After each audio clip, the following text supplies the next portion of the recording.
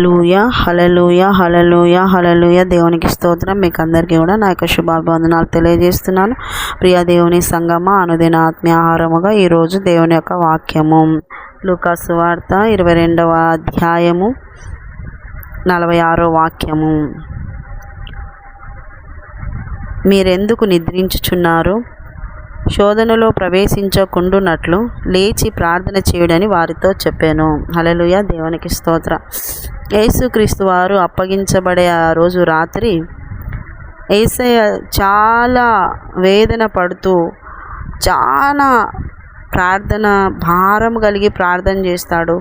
ఆ టైంలో ఆయన చెమట కూడా రక్త బిందువులాగా కింద పడింది. అంటే ఎంత విపరీతమైన టెన్షన్, అంటే ఎంతగా అంటే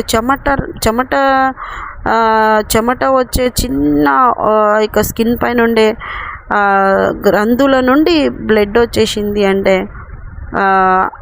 హైపర్ టెన్షన్ అంతగా. అంటే రేపు ఆయన ఎక్కబోయే సిలువ, ఆయన పొందబోయే ఆ మరణము ఆయనకు తెలుసు.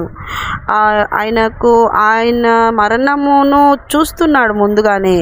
ఆయనను స్వస్థత కోసం వచ్చిన ఆయనను మెచ్చుకున్న ఆయనే మెస్సియా అన్న వాళ్ళు, తన ప్రజలు, తన వాళ్ళు అనుకున్న ఇశ్రాయేలీయులే ఆయనను కొట్టడము, అవమానించటము, కేకలు వేస్తూ వాళ్ళ కేకలను గెలిపించుకొని బరబ్బాను విడుదల చేసుకొని ఈయనను సిలువకు అప్పగించటము, అసలు వస్త్రాలు లేకుండా ఆయనను వీధుల వెంట తిప్పడము, ఆయనను ఎంత ఘనపరచబడినాడో అంత ఆయనను హీనమైన స్థితిలోకి తీసుకొచ్చి చూపించినారు వాళ్ళు.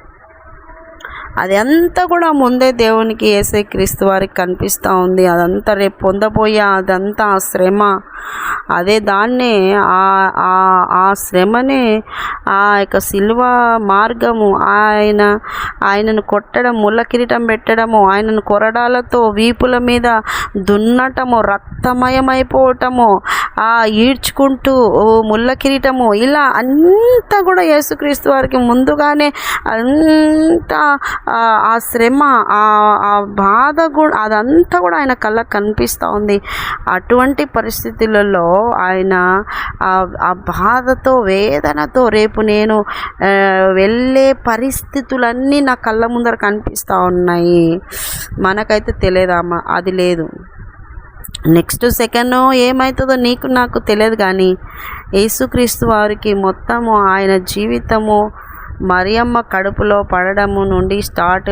అంటే ఆయన యొక్క ప్రణాళిక, ఆ తండ్రి ఏం చెప్పి పంపించి ఆ యొక్క గర్భంలో వేసినారో అక్కడ నుండి ఆయన పుట్టి పెరిగి ఆయన 30 సంవత్సరాలు తల్లిదండ్రి దగ్గర ఉండి, తర్వాత 3.5 సంవత్సరాల పరిచర్య, ఆ శిలువ మరణం అంతా కూడా ఒక ప్రణాళిక, ఒక మనిషికి దేవునికి మధ్య సమాధానాన్ని కుదిరించడానికి వచ్చినటువంటి ఇక యేసుక్రీస్తు వారికి అంతా కూడా ఒక ప్రణాళికగా ఇది జరుగుతూ ఉంది. అదంతా కూడా యేసుక్రీస్తు వారికి తెలుసు. తెలిసి తట్టుకోవడం చాలా కష్టం. రేపు చచ్చిపోతాము అంటే ఎవరం కూడా సిద్ధపడి నేను చచ్చిపోతానులే అని అనేవాళ్ళు ఎవరైనా ఉన్నారా? పండు ముసలోళ్ళ దగ్గర పోయి నువ్వు ఇప్పుడు చనిపోతావంట అంటే, అయ్యో నేను ఇంకా అది చూడాలి, ఇది చూడాలి, ఆ మనమాడు, ఈ మనమాడు, ఆస్తి, ఇది చాలా చాలా కోరికలు. మనిషికే చావు అంటేనే అసలు రావద్దని ప్రార్థన చేసేటోళ్ళు ఉన్నారు కదా. ఎవరు చచ్చిపోతామని సిద్ధపడదు. అయితే యేసుక్రీస్తు వారికి రేపు చావు ఉంది. రేపు రాత్రికే వచ్చి ఇప్పుడు యూదా ముద్దు పెట్టుకుంటాడు, అది తెలుస్తుంది.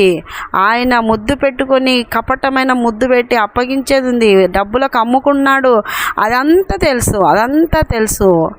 అటువంటి పరిస్థితిలో ఏడుస్తూ ఆయన ప్రార్థన చేస్తున్నాడు. వేదన పడి ప్రార్థన చేస్తున్నాడు. తట్టుకోవడానికి శక్తిని, తట్టుకోవడానికి ఆ బలాన్ని, ఆ పరిస్థితులు, ఆ మార్గం గుండా నేను వెళ్తున్నప్పుడు పరిపూర్ణముగా తండ్రి చిత్తం నెరవేర్చాలనే కాన్సెప్ట్తోనే స్థిర మనసును పొందుకోవాలని ఆయన తండ్రి దగ్గర వేదన పడుతూ ప్రార్థన చేస్తున్నాడు. ప్రార్థన అంతా చేసిన తర్వాత ఈ యొక్క శ్రమ, ఈ యొక్క సిలువ మరణమే అగ్ని బాప్తిస్మము. ఈ అగ్ని బాప్తిస్మము ఆయన ముందే చెప్తాడు, నేను అగ్ని బాప్తిస్మం పొందవలసి ఉన్నది. అగ్ని బాప్తిస్మం అంటే శ్రమల గుండా వెళ్తూ పొందే బాప్తిస్మము. హల్లెలూయా.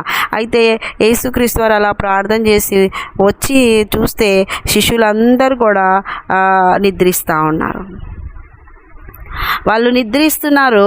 అయితే యేసుక్రీస్తు వారు వచ్చి వాళ్ళని లేపి ఏమంటున్నారంటే, ఎందుకు మీరు నిద్రపోతున్నారు? మీరు ఎందుకు నిద్రపోతున్నారు? శోధనలో ప్రవేశించకుండునట్లు లేచి ప్రార్థన చేయుడే. ఎందుకంటే పరిస్థితులలో మనము వాక్యము ప్రకారము నిలబడాలి అంటే మనకు దేవునికి మధ్య ప్రార్థనా జీవితం అంటే అదే దేవునితో మాట్లాడే సత్సంబంధము మనల్ని తప్పిపోకుండా నిలబెడుతుంది. ఏ శోధన వచ్చినా దేవునితో సహవాసం ఉన్నప్పుడు ఆ శోధనలో జయం పొందుకుంటావు, ఆ శోధనలో సాక్ష్యం పొందుకుంటావు, ఆ శోధనలో మహిమ పొందుకుంటావు, ఆ శోధనలో ఒక గొప్ప బహుమానం పొందుకుంటావు. ఫెయిల్యూర్ కావు, సక్సెస్ అవుతావు. శోధన అనేది ఒక ఎగ్జామ్ లాంటిది. ఇప్పుడు 10th క్లాస్ ఎగ్జామ్స్ ఏప్రిల్లో మార్చిలో అనౌన్స్ చేస్తారు. అందరూ ఏమైనా అడుగుతారు, పిల్లలు వచ్చి మాకు ఎగ్జామ్స్ ఉన్నాయి, మేము పాస్ అయ్యేటట్లు ప్రార్థన చేయండి అంటారు. లేదు, కొంతమంది ఏమైనా అడుగుతారా ఇలాగా? అసలు ఎగ్జామ్సే పోస్ట్పోన్ కావాలి, ఎగ్జామ్సే అసలు ఈ ఇయర్ పెట్టకూడదు అనే తిక్కమొకాలు ఉన్నారు. అట్లా ఎగ్జామ్సే పెట్టకపోతే నువ్వు 10thలోనే ఉండిపోతావు కదా. ఎగ్జామ్స్ రాస్తేనే కదా నువ్వు ఇంటర్లోకి వెళ్తావు, ఒక ఉత్తీర్ణత, ఒక స్థాయి పెరుగుతుంది కదా. కనుక శోధన అనేది నీ స్థాయిని పెంచుతుంది, నీకు మహిమను తెస్తుంది, నీకు నీకు నీకు సాక్ష్యాన్ని తెస్తుంది. కనుక శోధనల్లో నువ్వు ఫెయిల్యూర్ కాకుండా జయము పొందాలి అంటే నువ్వు ప్రార్థనలో ఉండాలి.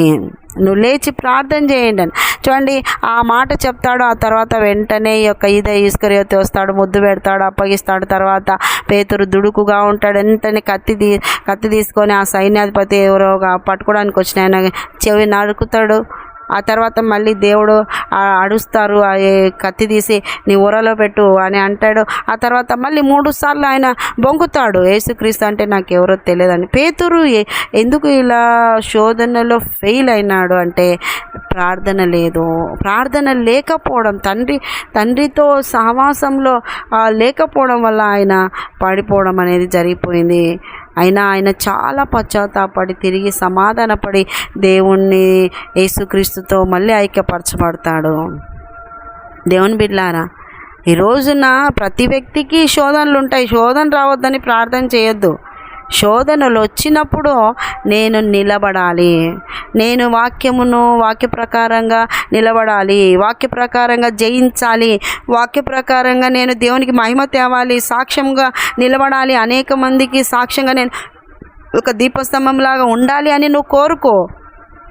అలాగే ప్రార్థన చేయి. శోధన రావద్దు అనొద్దు. ఏ శోధన వచ్చినా ఆ శోధనలో దేవునికి మహిమ రావాలి, నీకు సాక్ష్యం రావాలి. అట్టి ఆశ కలిగి ప్రతి శోధనలో వివేకము, జ్ఞానము, వాక్య జ్ఞానము, దేవునితో సహవాసంతో ఉన్నట్లయితే నీవు గొప్ప దీవెనలు పొందుకుంటావు. అట్టి కృప మీకు అందరికీ కలుగునుగాక. చిన్న ప్రార్థన చేసుకుందాం. యేసయ్య నీకు వందనాలు. విన్న వాళ్ళని దీవించండి తండ్రి. శోధనే రావద్దని ప్రార్థించుకుంటున్నారేమో, బలహీనులు అయిపోతున్నారయ్యా. అలా కాదు, శోధన వచ్చినా అయ్యా నీ చేయి విడిచిపెట్టక శోధనలో జయింపజేయమని నీ యొక్క సహాయమును అడుగు మనస్సు, ప్రార్థన జీవితం వారికి దాయిచ్చమని యేసు పరిశుద్ధ నామములో అడుగుతున్నాం మా తండ్రి. Amen, amen, amen. యేసు రక్తమే జయం, సిలువ రక్తమే జయం. ప్రవేశనామానికి సంపూర్ణ విజయం కలుగునుగాక. Amen, amen, amen. Good morning. Praise Lord. దేవుడు మళ్ళీ దీవించునుగాక. ఆమెన్.